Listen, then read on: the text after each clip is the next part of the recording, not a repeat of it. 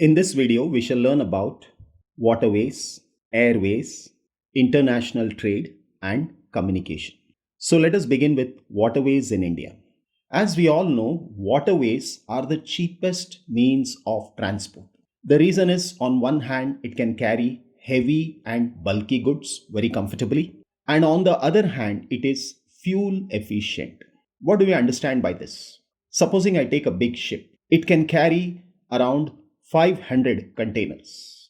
But if the same 500 containers have to go by trucks, we will be needing 500 trucks. And the 500 trucks would be consuming much more fuel than just one ship which is carrying these 500 containers. So fuel required by the ship is relatively less. That is why we say it is fuel efficient, and so it is environment friendly mode of transport. Now in India, we have inland navigation waterways of 14,500 kilometers. But out of that, we are using only 5,685 kilometers. And that is why we say that inland waterways in India is not well developed. The reason is, whatever waterways is fully available, we are not utilizing. Now in India, just as we have national highways, we also have national waterways. They are, first one is national waterway number 1, which is on river Ganga. It is between Allahabad and Haldia.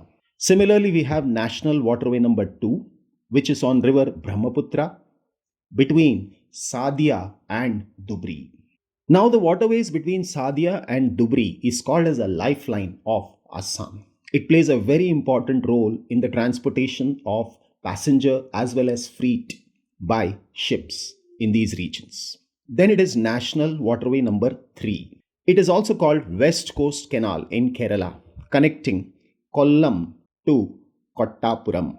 Apart from that, we have 2 more canals. One is Udyogamandal and other one is Champakara. Then national waterway number 4, connecting Puducherry to Kakinada. Then it is national waterway number 5, which is also referred to as East Coast Canal. Now talking about seaways in India. India has a long coastline of 7,516.6 kilometers. We have 12 major ports and 200 notified non-major ports, or we can call minor or intermediate ports. These ports handle 95% of India's foreign trade. Now these major ports are, starting with the first one, and that is Kandla Port. Kandla Port is situated at the head of Gulf of Kutch and has been developed as a major port to cater the needs of western and northwestern parts of the country, and also to reduce the pressure at Mumbai port. The port is specially designed to receive large quantities of petroleum and petroleum products and fertilizers. Coming to the next one, it is Mumbai port. Mumbai is a natural harbor and it is the biggest port of the country, and it is one of the busiest port of India. To reduce the load of Mumbai port, another port was made, and that is JNPT. JNPT is Jawaharlal Nehru Port at Nhava Sheva. It is the largest container port of India. Then in Goa, we have Marmagaon Port. In Karnataka, we have Mangalore Port. Moving down to Kerala, we have Kochi. Kochi Port is situated at the head of Vembanad Kayal, popularly known as the Queen of Arabian Sea. It is also a natural harbor. It caters to the needs of Kerala, southern Karnataka, and southwestern Tamil Nadu. Then along the eastern coast, we have Tuticorin Port. This was developed to relieve the pressure of Chennai Port, and it deals with a variety of cargo, including coal, salt, food grains, edible oil, sugar, chemicals, and petrochemical products. Then it is Chennai. Chennai Port is one of the oldest port on the eastern coast. It is an artificial harbor built in 1859. Then we have a newly developed port in Tamil Nadu, and that is Ennore, once again to relieve the pressure of Chennai port. Moving up, in Andhra Pradesh, we have Vishakhapatnam. In Odisha, we have Paradweep. In West Bengal, we have Kolkata port. Now this port is the only major port which is called as a riverine port, because it is located on the Hooghly River, 128 kilometers from the Bay of Bengal. Now, Kolkata port is confronted with the problem of silt accumulation because of the river. And so, to reduce the load of Kolkata port, one more port was made, and that is Haldia port. So, this port is located 105 kilometers downstream from Kolkata, and this is developed to reduce the congestion at Kolkata port. Next, we learn in brief about airways in India. As we know, airways is the quickest or the fastest mode of transport. It is the most comfortable and prestigious mode of transport. It can cover very difficult terrains like high mountains, deserts, dense forest, and long oceanic stretches with great ease.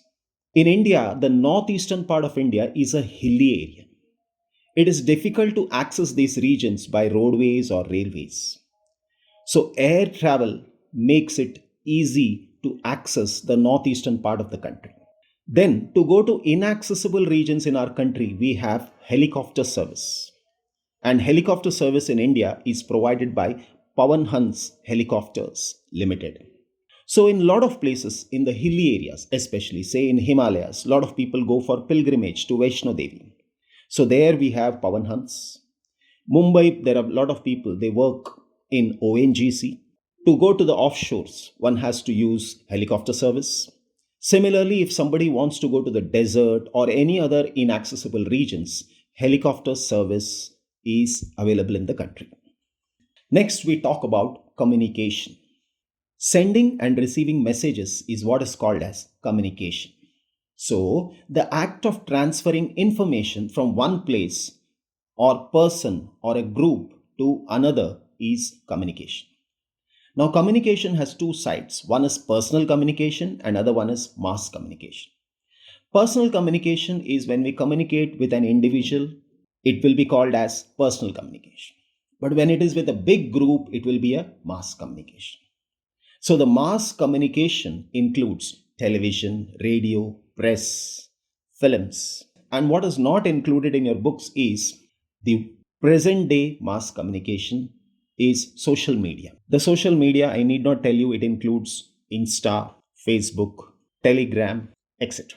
In India, a lot of people live in rural areas. And even today, the postal service does a great job. So, the Indian postal network in India is the largest in the world. It handles parcels as well as personal and written communication. To facilitate quicker delivery of mails in large towns and cities, 6 mail channels have been introduced, and they are Rajdhani channel, Metro channel, Green channel, Business channel, Bulk mail channel, and Periodical channel. The next part of the chapter is trade. As we know, the exchange of goods among people, states, and countries is referred to as trade. The market is a place where such exchange take place, and trade between two countries is called international trade. Now, it may take place through sea, air, and land routes, while local trade is carried out in cities, towns, and villages. State level trade is carried out between two or more states. The advancement of the international trade of a country is an index to its economic prosperity because the resources are space bound. So, no country can survive without international trade. So, we can say that international trade is the economic barometer of a country. Now, export and import are the components of a trade. The balance of trade of a country is the difference between its export and import. Based on that, trade can be favorable and unfavorable. Now, when do we have a favorable balance of trade? We can say that we have a favorable balance of trade when our exports exceeds the value of imports. On the other hand, we will say unfavorable balance of trade when import value exceeds the value of export. And it is good to say that India has trade relations with all the major trading blocs and all geographical regions of the world. Coming to the final part of the chapter, and that is tourism as trade. Now, tourism in India has grown substantially over the last 3 decades. More than 15 million people are directly engaged in tourism industry. Tourism also promotes national integration, that is national unity. It provides support to local handicrafts as well as cultural pursuits. It also helps in the development of international understanding about our culture and heritage. Foreign tourists visit India for heritage tourism and ecotourism. Thank you.